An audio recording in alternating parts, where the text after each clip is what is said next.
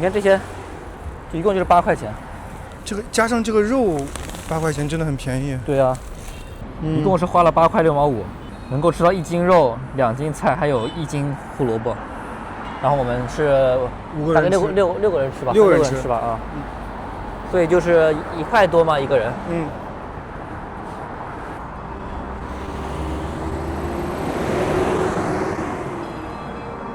洗衣服呢？公共厕所，用肥皂或者不用肥皂，然后洗一洗。还有一些青旅，他们有那种自助洗衣机嘛，花2块钱洗一下也可以。就让你们知道有另外一个选择，实在不行你也可以也可以流浪。对。他的网名叫土拨鼠，13岁跟随母亲来到新西兰，在悉尼读本科，法国念硕士，获得了5个学位。23年，他决定开始流浪，住帐篷，靠走路，每个月的生活费控制在100块。毕业之后在巴黎工作了2年，就决定不想过那种生活了，就是不想过一个3点一线上班的，去拿时间去换钱的这么一个生活。但我喜欢就是去干一些体力活啊，甚至就一天干个8个小时、10个小时，我觉得都没有问题。像我在上海之前做一些日结工，那也就只有什么18啊、16啊1小时，多的可能也就20、221小时这样子。但是我觉得他们都给多了，我心里都特别偷开心。我觉得你给我10块钱我都愿意做这种，还包饭。做过哪些日结的？我做过星级酒店的宴会服务厅的服务员、保安、保洁，还有冲场。就是冲场就是说他们这个活动需要给别人一种很多人参加的感觉。我们不是真的参加，但是我们是就假装是凑数的那种感觉。对。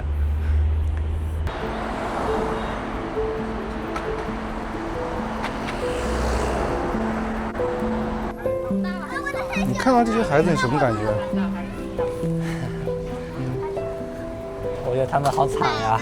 对吧？从大概就是一年级很有笑容，很有这个眼睛很有光，很有灵性的时候，然后到了3年级、4年级、5年级，就很明显的一个断崖式的一个状态的一个变化。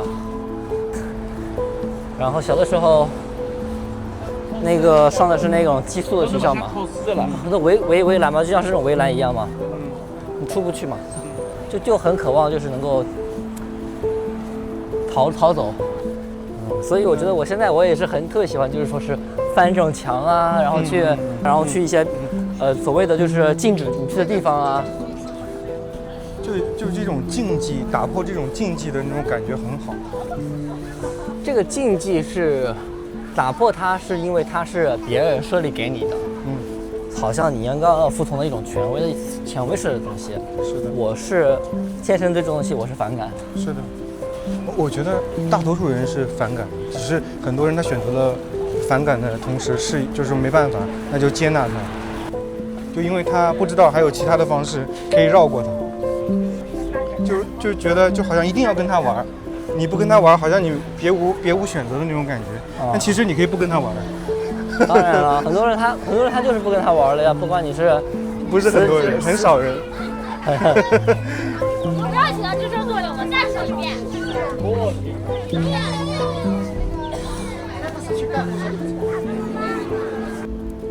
他发起了一个叫去玩的活动，每天交6元的伙食费，你就可以一起体验流浪的生活。哦，这是拿菜是吗？对。就这3个。5769，姓赵。上海青。喂。小排骨，还有这个。好。我在旁边，马上到了。我来拿。没事，我来。谢谢。好。你看这些，一共就是8块钱。猪小块、排骨块，这1斤的排骨。你看这个1斤的排骨。怎么会这么便宜这个肉？我好像有点优惠券还是什么的今天，但平时的话可能这个可能要是11块钱左右。而且它好像不是冷冻的吧？是冷冻的，它化了。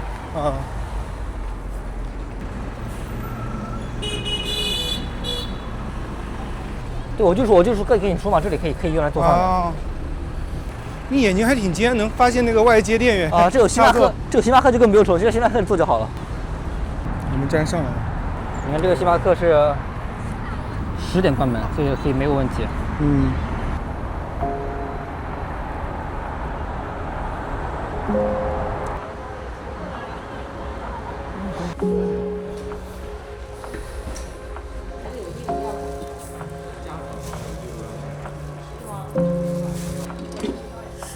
这个还有厕所，非常好。今天咱们就做个粥，水加多一点。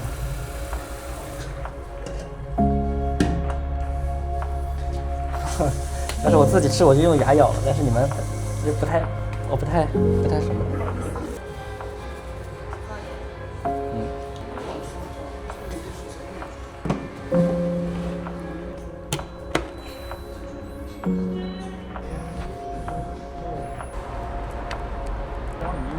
预算有限，所以可能做的饭大家都抢着吃，你不一定能够吃饱。然后我女朋友就是那天就是说，我看到活的猪，我就觉得哎呀好流口水了都，看到猪的照片都去流口水了。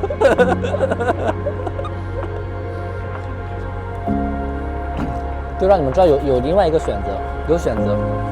对，你们也不用那么的，就不要觉得生活只有就这个全非赚不可，然后说一定要把自己逼得那么的什么，实在不行你也可以也可以流浪，对，也可以吃的还可以，其实。就像以前我觉得，谈恋爱时候想，那我可以不结婚了。然后后来又觉得工作太累了，那我可以不工作了。那现在呢，我就觉得，哎，花的这么少，我也可以不要钱了，是不是就彻底自由了？帐篷我可以直接发给你一个闲鱼链接，你就用我买的170。好。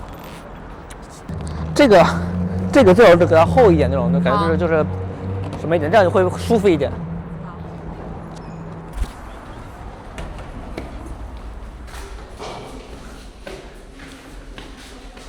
可以搭这儿，可以搭这儿，都可以搭。